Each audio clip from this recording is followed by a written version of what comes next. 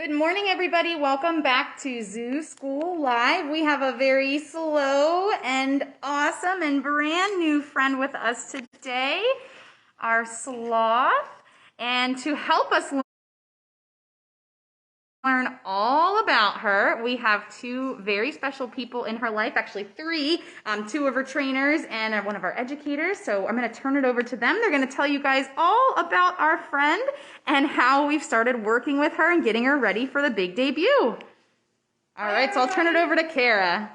Hi everybody, my name is Kara. I am one of the educators here at Elmwood Park Zoo, and I am unbelievably honored to be a part of the development of our lovely new lady Sloth here. And then we also have one of her other mamas here as well. Let her introduce herself. Hi guys, my name is Margaret, also one of the educators here at Elmwood Park Zoo. Yeah, we're so excited to introduce you to our new friend today. We have a lot of cool information about her. I have a lot to tell you about her as we introduce her to you. So welcome back. So let's start off by, what on earth is this slow little creature? You guys mentioned she is a sloth, but what exactly is a sloth? Where do they live? All right, so our lady here is mostly from the northern parts of South America. She lives typically in the canopies of tropical rainforests. That's where they find a whole lot of comfort for themselves. If you don't know much about sloths, they are very slow moving. There is a reason for that, which I will get to later on. But because of their slow movement, that's basically why they hang out up in the trees for about 90% of their life. The other 10% would be about once a week. They do come down from those treetops to relieve themselves, as all people and animals need to do.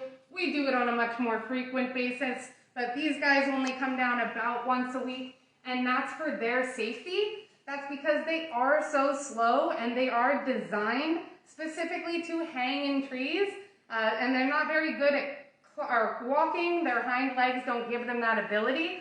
So when they are on the ground, the only thing they can do is really use those front feet to crawl across the floor. So as you can imagine, even on ground, they're not very fast. So they're going to spend all their time up in those treetops in the nice safety. So this lady right here, she is a Linnaeus two-toed sloth. There are a few different species of sloth out there. Linnaeus two-toed are not as familiar in the public. Most people are familiar with the three-toed sloth, but we've got this lovely lady right here who's just got those 2 digits on her front feet. However, she does have 3 digits on the back as well. So these guys have unbelievably strong limbs, and that is, as you can see, a very beneficial part for them because they're hanging upside down. Now, to you, she might look pretty big, but she is maybe only about halfway of what she is going to actually grow into. She's currently around 9 pounds. She's gonna be able to potentially get up to about 20, if not more. She's gonna be a real big lady. So with that being said, with that amount of weight hanging upside down from a tree, if you could only imagine yourself hanging out of a tree all day long, your arms are gonna get real tired. So her limbs are unbelievably strong. Now the other really cool part about that is they have this locking mechanism in their feet that when they do need to take a nap, if they're not sitting upright, they're going to hang upside down, lock those limbs around the branches that they're on, and they're going to be able to fall asleep without risking falling off. Now another thing they do when they sleep that I thought was pretty cool, because they are out in the trees, is that they're going to tuck their head in between their limbs, so that way they kind of blend in with the tree a little bit more. But there is another way that they blend in with the tree that I really love. So sloths have ridges in their hair, and those ridges give them the ability to grow a specific type of greenish colored algae. So that greenish colored algae is actually going to turn their fur a little green as well, which also helps them blend in with their surroundings. So they're very good at blending in, which is very beneficial for them because they are so slow. Now, another reason that they do only come down once a week out of the trees, and this is another slow part of their body, is their digestive system. So their stomachs digest so slowly to give them the ability to come down less frequently, which is also, once again, a big part for their safety. Now, speaking of their digestive system, I know you can see she's being fed some snacks right now, so I'm sure you're curious what it is that she's eating. So with us in the zoo, she's going to be eating leafy greens, vegetables, and fruits. She does sometimes get some hard-boiled egg, which she very much enjoys, but her primary diet is leafy greens and veggies. Now, her favorite snack is what Educator Margaret is handing to her right now, and that is sweet potato. She will do just about anything for a sweet potato snack. I do very much agree. Sweet potato fries are my favorite. However, I don't get them nearly as much as she does. But she goes through regular training with us, and that sweet potato is used for that. But I'm going to let Margaret take a moment to introduce the training that we do with her and why it's beneficial for her care.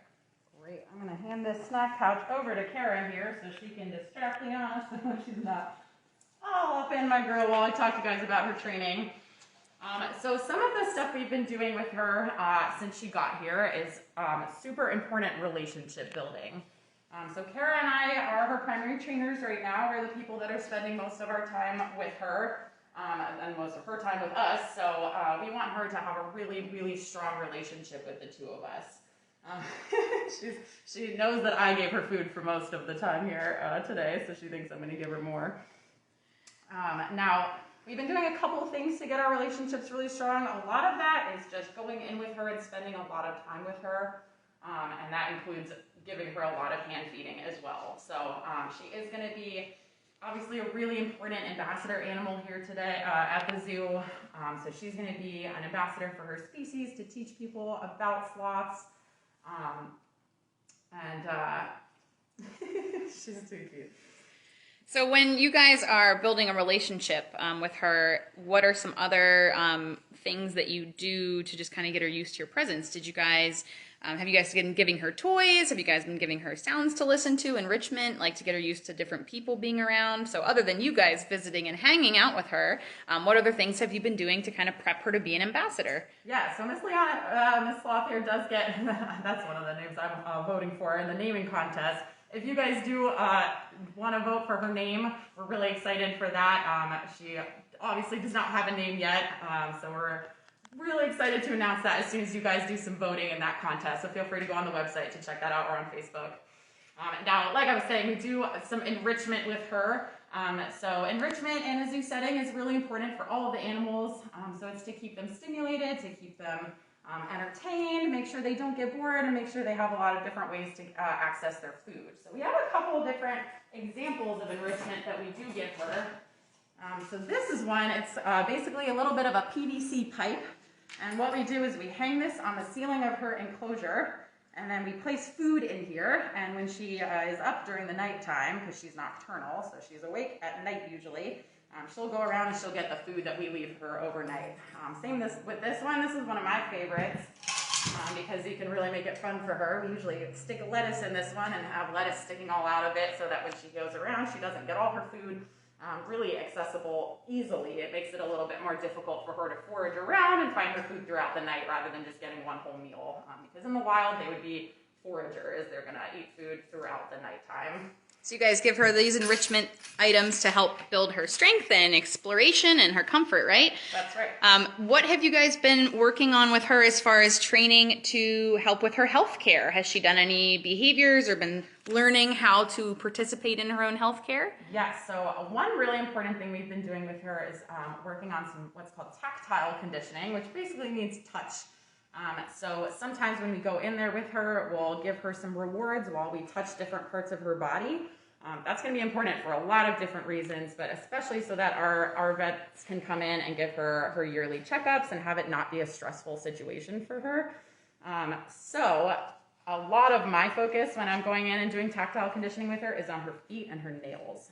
So a lot of times sloths in captivity have a little bit of problems with their nails growing a little longer. Their feet can get a little bit dry because you really want to keep their humidity levels up. So sometimes that can be a problem for them. So we actually put lotion on her little feet to make sure that she doesn't get too dry foot pads there. And I'm also working on touching her nails so that eventually we can do voluntary nail trims and have that not be a stressful situation for her when that comes up. Luckily, since she's still a baby, we don't have to do that quite yet, so we have some time to work on that with her and take our time with that.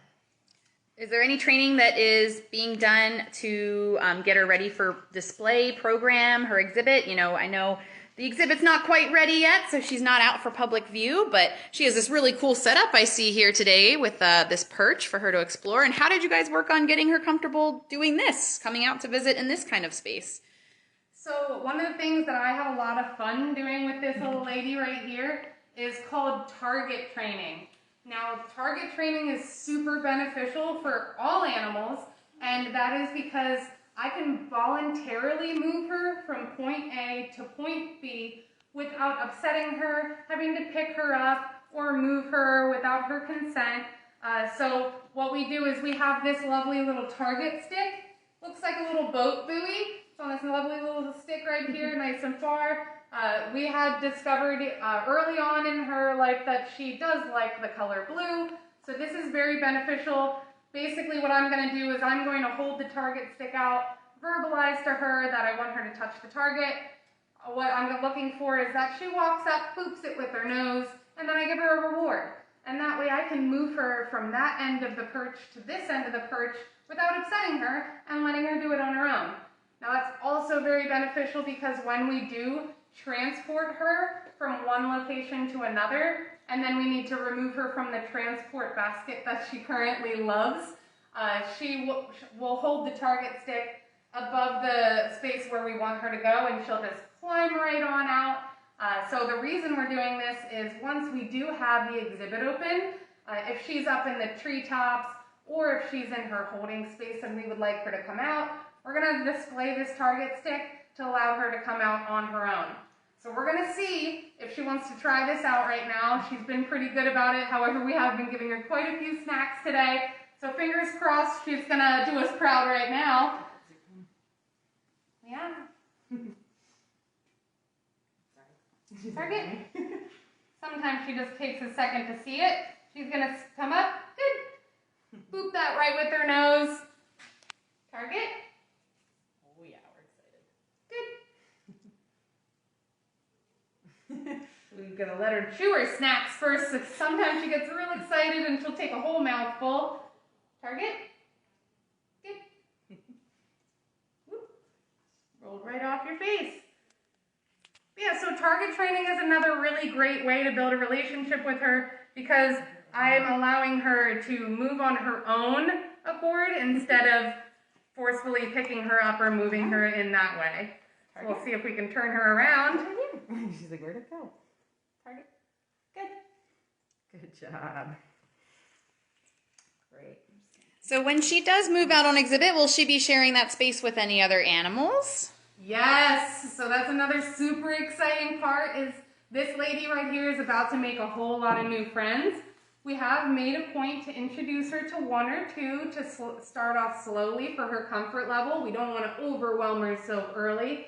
Plus, a lot of her friends can be a little bit loud. So some of the friends that you're going to be witnessing on this exhibit are new, and some of them might already be familiar with if you visited in the past. So a couple of those are going to be our parrots. So we've got our blue-winged macaw, we have our yellow-crowned Amazon, a couple of our lovely little sun conures. So those are our friends that she has already lived here prior, so they're excited to meet her as well. But we also have Hank, our red-footed tortoise, which if you have seen any of the Zoo School Live episodes in the past, you might have seen him a time or two. We also have a couple plush-crested jays. Super excited to introduce those to our collection. They're very beautiful, super smart. We also have a flock of scarlet ibis, which if you don't know what those are, they're about medium-sized birds, look very similar to flamingos, but they are not. They're an entirely different species. And then, who am I missing?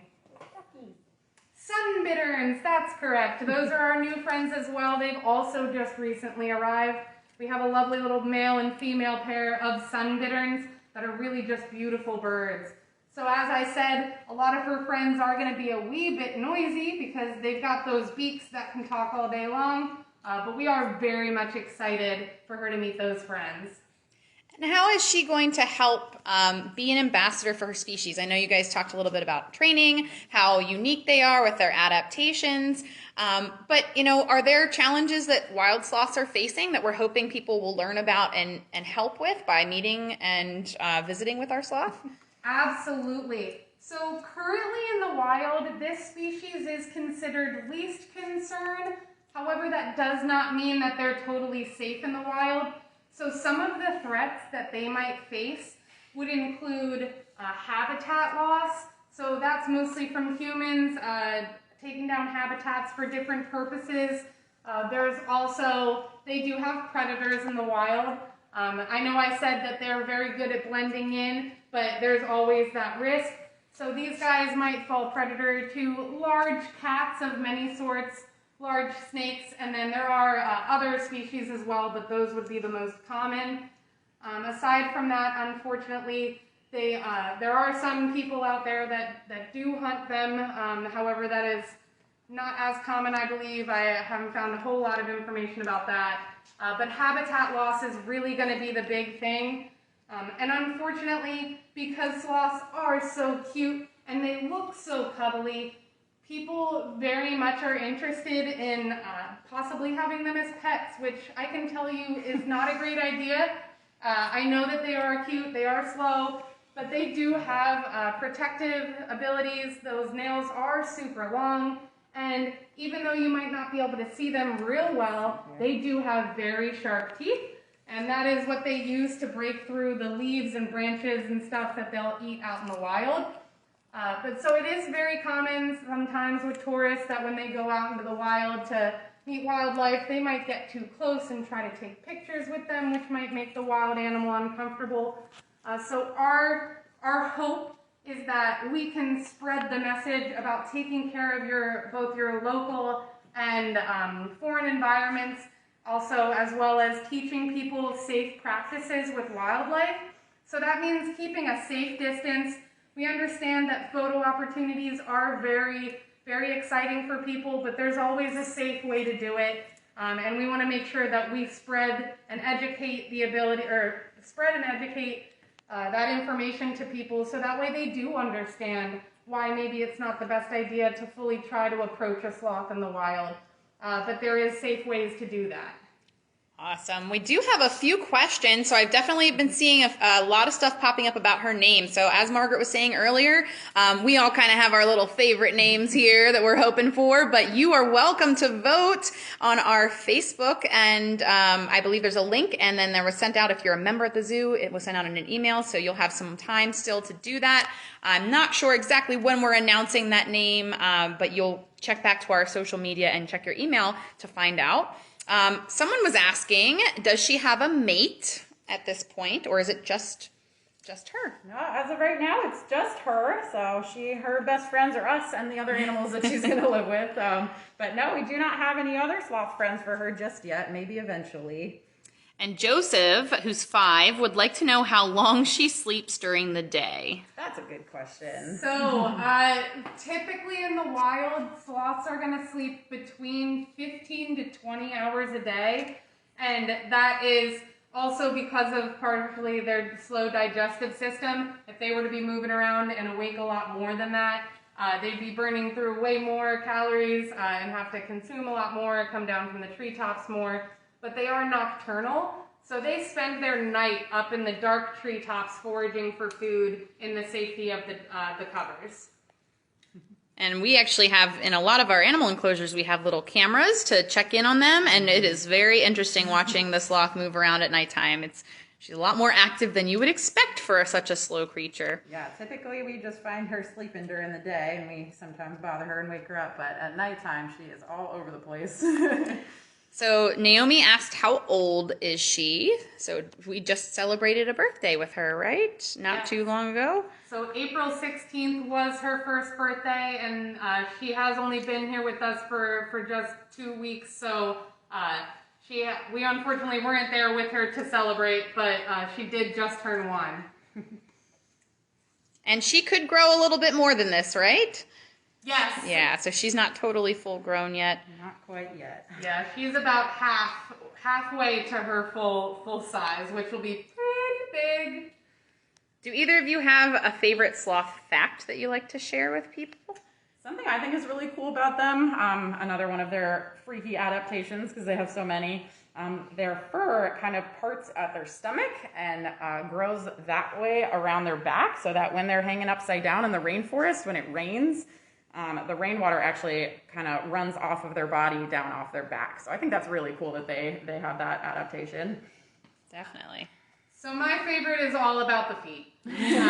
So I think their feet are so silly looking, but aside from that, just the way that they work mechanically, the way they have that ability to lock those, and how unbelievably strong they are, I just always thought that was so cool. Another thing is, I did learn that when they are moving around in the treetops, they specifically have one foot directly over the other as they climb, and that's so just in case that one foot slips, the other one is directly above it to catch as they fall. I'm a very clumsy person, so I wish I had more ability to catch myself before falling, so that is something I really do love about these guys.